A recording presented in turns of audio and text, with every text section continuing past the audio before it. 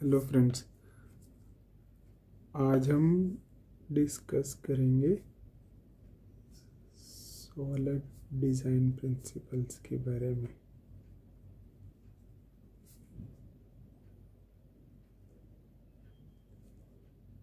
ठीक है, तो अगर अभी तक आपने मेरा चैनल सब्सक्राइब नहीं किया है तो please subscribe to my channel. तो अब आज हम सॉलिड डिज़ाइन प्रिंसिपल डिस्कस करेंगे। सॉलिड में भी हम एस को डिस्कस करेंगे। S stands for single responsibility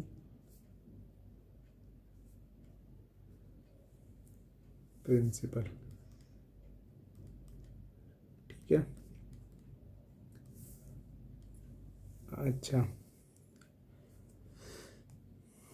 तो अब ये सिंगल रिस्पॉन्सिबिलिटी प्रिंसिपल क्या कहता है कि आपकी क्लास की सिर्फ एक सिंगल क्लास की एक सिंगल रिस्पॉन्सिबिलिटी ही होनी चाहिए। ठीक है, अ class should have one and only one responsibility. ठीक है, अब इसका क्या मतलब हुआ कि क्लास को चेंज करने के लिए ओनली वन रीज़न होना चाहिए। ठीक है ना, there should be only one reason to change the class. यही मतलब हुआ।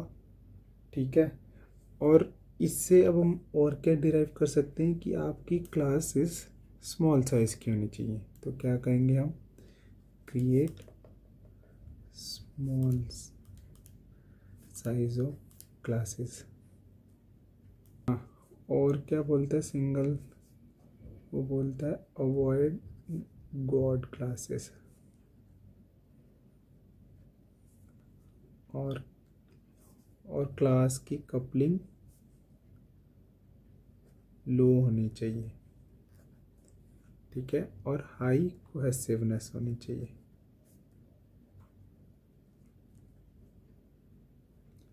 ये है सिंगल रिस्पॉन्सिबिलिटी प्रिंसिपल। अब दोबारा से समझते हैं। सिंगल रिस्पॉन्सिबिलिटी प्रिंसिपल क्या कहता है कि एक क्लास की एक टाइम पर सिर्फ एक ही रिस्पॉन्सिबिलिटी होनी चाहिए। ठीक है, उसका क्या मतलब हुआ कि अगर आप क्लास को चेंज करने जा रहे हो तो सिर्फ आपके पास एक रीज़न होना चाहिए उसको चेंज करने के लिए।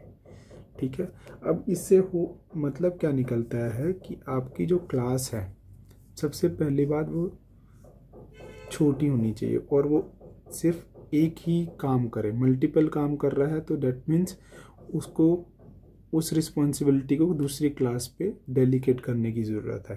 ठीक है, और अगर हम एक ही रिस्पॉन्सिबिलिटी रखेंगे तो ऑब्वियस ही बात है उसका क्लास साइज भी छोटा रहेगा। ठीक है, जितना छोटा रहेगा तो बेसिकली ये इसी को डिराइव करता है कि अवॉइड गॉड क्लासेस। ऐसी गॉड क्लासेस क्या होते हैं जो मल्टीपल फंक्शनैलिटीज़ परफॉर्म कर रही हैं। ठीक है ना, उसको बोलते हैं गॉड क्लासेस। ठीक है, वो भी नहीं होनी चाहिए। ठीक है, और लो कपलिंग और हाई कोहेसिवनेस। अब इसको समझने के लिए एक सिंपल सी एग्जांपल लेते हैं। मैं क्या करता हूँ, यहाँ पर एक क्लास लेट से मैंने एम्प्लॉय ले लिया। ये बहुत टिपिकल एग्जांपल है। एम्प्लॉय में मैंने क्या किया, मैं यहाँ पे दो फंक्शनैलिटीज़ ऐड करता हूँ। एक क्या करेगा, ये कैलकुलेट करेगा एम्प्लॉय सैलरी।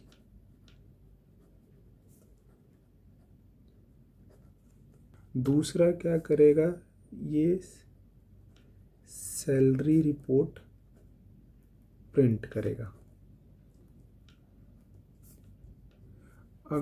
अगर आप देखो यहाँ पर मेरे पास दो फंक्शनैलिटीज़ ये एम्प्लॉय कर रहा है। ठीक है, ये सैलरी भी कैलकुलेट कर रहा है और ये सैलरी रिपोर्ट को भी प्रिंट कर रहा है।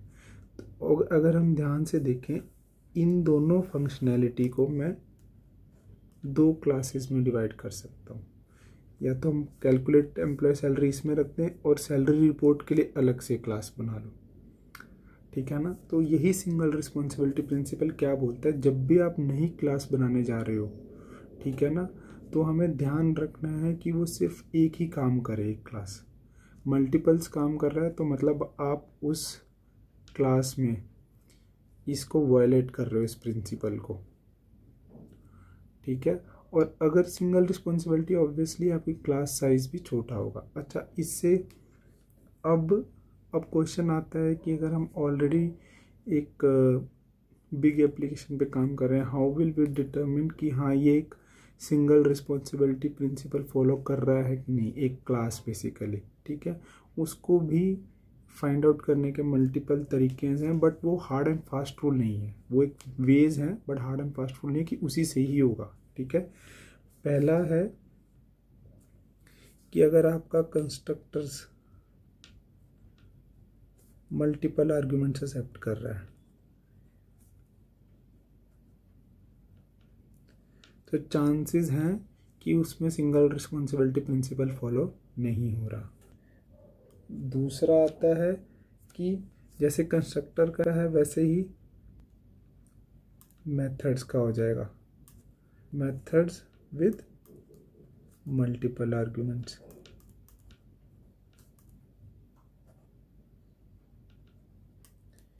ठीक है।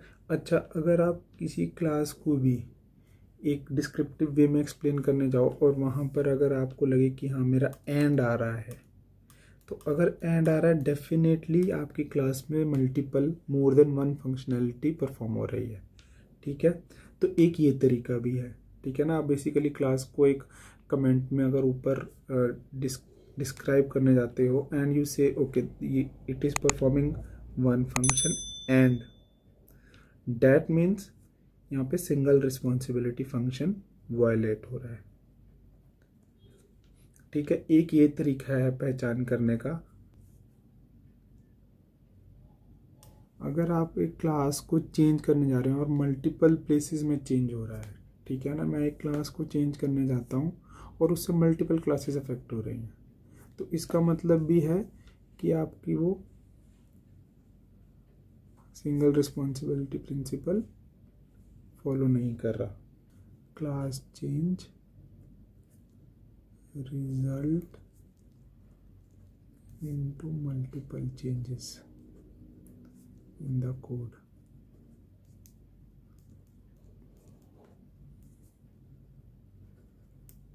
तो ये कुछ तरीके हैं जिससे आप फिगर आउट कर सकते हो कि किस क्लास में सिंगल रिस्पॉन्सिबिलिटी प्रिंसिपल फॉलो हो रहा है कि नहीं हो रहा, ठीक है। अच्छा, अब क्वेश्चन आता है कि हमें इसको फॉलो करने की ज़रूरत क्या है, व्हाट इज़ द नीड। पहला पॉइंट, आपका कोड ईजियर टू रीड और ईजियर टू अंडरस्टैंड होगा। दूसरा आता है, अब आपकी क्लास क्योंकि छोटी साइज की होगी तो उसको ईजियर टू मेंटेन होगा, ठीक है। और जितनी छोटी क्लास होगी, जितनी फंक्शनैलिटी उसमें कम होती जाएगी, या बेसिकली एक फंक्शनैलिटी होगी एक क्लास की, तो उसको ईजियर टू डिबग हो जाएगा, ठीक है। उतने इजीली आप किसी को एक्सप्लेन कर सकते हो, ईजियर टू एक्सप्लेन,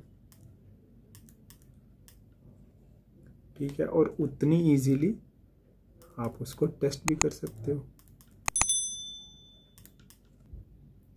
बेसिकली अगर आप इस सब चीज़ का निचोड़ देखें, सिंगल रिस्पॉन्सिबिलिटी का मेन रोल है कि आपके कोड को मॉड्यूलराइज्ड करना।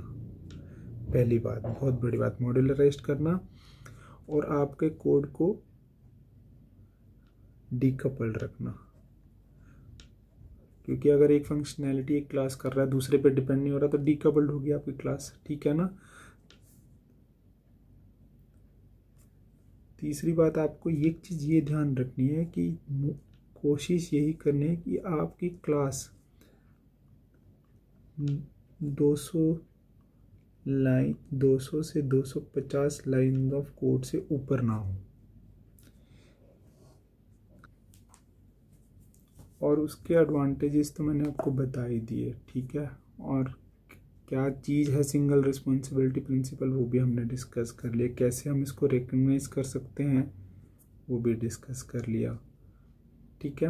अच्छा, अब एक क्वेश्चन आता है कि जब हम इनहेरिटेंस करते हैं, यूज़ करते हैं या कंपोजिशन यूज़ करते हैं, क्या हमारा सिंगल रिस्पॉन्सिबिलिटी प्रिंसिपल ब्रेक नहीं होता?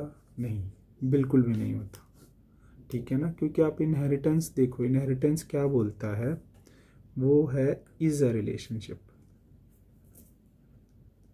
ठीक है। तो वो आप क्लास को एक्सटेंड कर रहे हो, उस क्लास का बिहेवियर नहीं चेंज कर रहे, आप बेसिकली क्या कर रहे हो, आप जनरल से स्पेसिफिकेशन की तरफ जा रहे हो, इसको जनरलाइजेशन बोल दो, है ना। जब आपको क्लास को किसी फंक्शन को ओवरराइड करना है, एक एक्स्ट्रा फंक्शनैलिटी देनी है, तो आप बेसिकली उस क्लास को तो टच नहीं कर रहे, एक्सटेंड करके नई क्लास में उसकी फंक्शनैलिटी ऐड कर रहे हो, ठीक है ना। तो इस मिसकंसेप्शन में नहीं रहना कि इनहेरिटेंस कंपोजिशन आपके सिंगल रिस्पॉन्सिबिलिटी प्रिंसिपल को ब्रेक करता है, ये कभी ब्रेक नहीं करता। तो नेक्स्ट वीडियो में हम डिस्कस करेंगे ओ के बारे में, जो कि है ओपन क्लोज प्रिंसिपल।